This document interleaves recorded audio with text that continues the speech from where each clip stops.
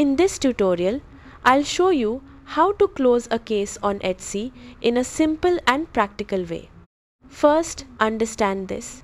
Etsy allows you to close a case once your issue is fully resolved, such as receiving a refund, replacement, or agreement with the seller. Now, if you want to close a case on Etsy, here's what to do.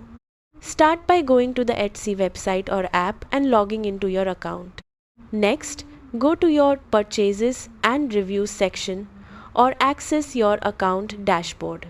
After that, find the order that is linked to your open case.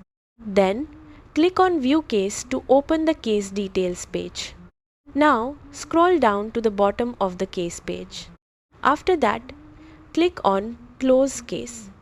Then, confirm your decision to officially close the dispute. Once done, the case status will change to closed and the issue will be marked as resolved. Keep in mind that once a case is closed, it usually cannot be reopened, so make sure everything is fully resolved before closing it. Also, after closing the case, Etsy will stop investigating and no further action is required. That's it.